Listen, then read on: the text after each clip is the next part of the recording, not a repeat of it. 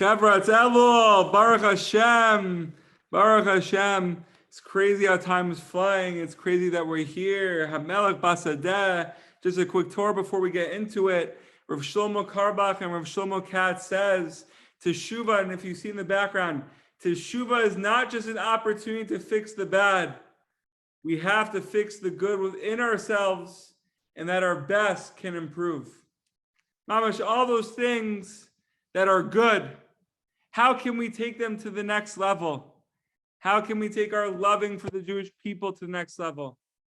Our acts of kindness, our learning, our praying, holding the door for people, cooking, the whole thing, cleaning the house. How can we take it to the next level, etc.? Also, the deepest depths, Poppy's coffee shop. Smiling. How can we take smiling to the next level? If you guys want to know what's on this, PM me. It's the best. It's like one of those things that you put around the coffee cup. It's unbelievable. Poppy's coffee shop. It's unbelievable.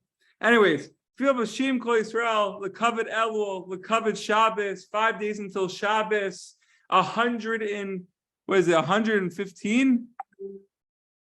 113 until Hanukkah, and 29 until Rosh Hashanah, Baruch Hashem. Let us constantly reach out for connection with you so that we'll be able to say, Ani v'dodi li. I am my beloved's, and my beloved is mine. Please, Hashem, have compassion on us and remember us for good. Don't abandon us. And don't leave us to sink and become trapped in the lowly, degraded situations we have been caught in up until now. Don't forsake us. Hashem, our God, don't keep far from us. Don't let us be swallowed up in the depths, and don't let the pit shut its mouth over us. Be kind to us and lift us out of the dust. Help us rise from our degraded state. Be with us, just as you promised you would be with Yaakov. We will go, as it says, we will go down with you to Egypt, and we will surely bring you up. It is true that we have fallen, but we ask you to let our fall be a preparation for a great ascent. Have pity on us. Send us your help and take hold of us with your loving hand of mercy. Support us tenderly and lovingly, and always be with us. Give us strength and good sense to hold on to you at all times. Bezrat Hashem Chavra. Halacha l'maisa. So awesome halacha. Let's get right into it. Preparations for prayer. This whole amazing halacha right now. It is a mitzvah to run when one goes to the synagogue or to the study hall. It's a mitzvah to run, or when going to perform any of the other mitzvahs, as the verse in Hoshaya says. Near defava dot et Hashem. Let us pursue the knowledge of Hashem. And it is written elsewhere in Tehillim, Derech mitzvotecha arutz. I will run in the way of your commandments. Therefore, even on Shabbos, when it is otherwise forbidden to run, it is permitted to run to fulfill a mitzvah. However, inside the synagogue itself and inside the study hall, it is forbidden to run. Okay. Also for Shabbos. When one comes to the entrance of the synagogue, he should pause for a moment, so not to enter abruptly. one should also feel as if he should draw back and be afraid of the splendor of the greatness of Hashem. May his name be blessed. As I was walking to the synagogue this morning with my father, Baruch Hashem, he said this pasuk, and I was like, what's going on here? But it's halacha. He obviously knows all halacha, so he gets it. So what do we say? What do we say, Samson? Right? And with this feeling, right, being afraid of the splendor of the greatness of Hashem, he should recite the following verse. Va'ani berov chazdecha avo beitecha ishtacha ve'el heichal kadshecha b'yiratecha. Okay. The recitation of this verse serves as a form of requesting permission to enter into the house of Hashem, and only afterwards should he enter with awe and fear, in the manner of one who is in audience with the king. We're continuing this halacha. We're almost accomplishing. In those communities, accomplishing is our word. We never say end. We're always beginning and accomplishing the whole thing. In those communities where Jews have their own streets, it is a mitzvah to wrap oneself in a tallis and to put on tefillin in his house and to go dress on the way to the synagogue. However, in those places where Jews live among the nations, or if one would need to pass through dirty streets in order to reach the synagogue, he should wrap himself in the tallis and put on his tefillin in the anteroom of the synagogue. For it is a worthy practice to enter the synagogue wrapped in tallis, crowned with tefillin. Halacha l'maisa. It's geshmak when you're on Shabbos, you see the chavra walking around with a tallis. It's amazing. Continuing with Sichot 79. This is part 2 of Sichot 79, the covered ELLLLUUUULLLL, covered Shabbos, the whole thing. We are just elevating the good, mamish, and which will remove the bad. And that's what we're talking about right now, removing the bad.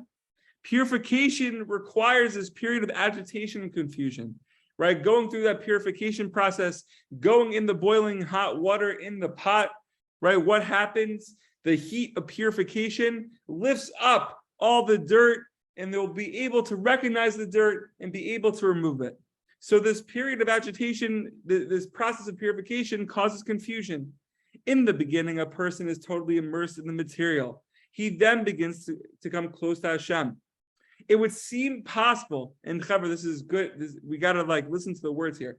It would seem possible to remove this dirt and impurity at once from those who abandon material pursuits and begin to serve Hashem, meaning doing it quickly, right? Like doing it in a hasty manner with chipazon. But the person's mind is completely intermingled with this mire, with this mud, with this dirt, right? The dirt that's rising when the boiling hot water is on. Were to be removed immediately, his mind would be drawn out with it, right? The mind is so intermingled, the mind would leave with the dirt. So how do we do this? How do we do this, Chabra?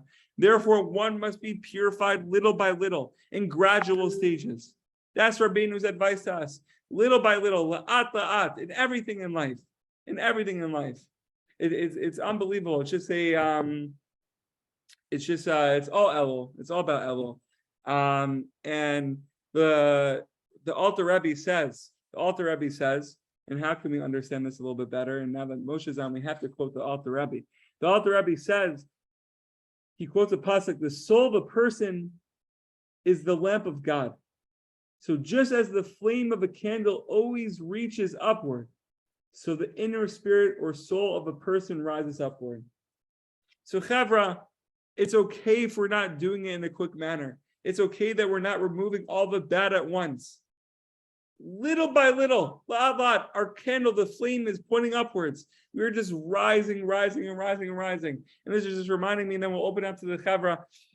Rav Shlomo says, there's no such thing as an age gap between people, right? People who are 20 years old and people who are 80 years old. What is the gap between people? The people who are content with where they're at, and the people who are going higher and higher and higher. The people who are going higher and higher and higher, there's no gap between them, right? You can have an 80-year-old and 20-year-old, and they could be speaking the same language. But someone who is content with where they're, mamash not, there's the gap. So Chavra, we have to recognize that we have the candle inside of us. The flame is pointing upwards. We shouldn't, la'at. It's a slow process. If we're at Aleph, let's have a deeper understanding of Aleph. If we are on one word of a verse, let's go to the second word of the verse. If we could say one word in our prayer books, let's say that word with kavana. Bezrat Hashem chavra. La'at la'at. Be well. Questions, comments, please feel free. Covered elbow. Purim's coming. That's what I have to know. Purim's coming. Purim's coming. Yom Kippur is coming.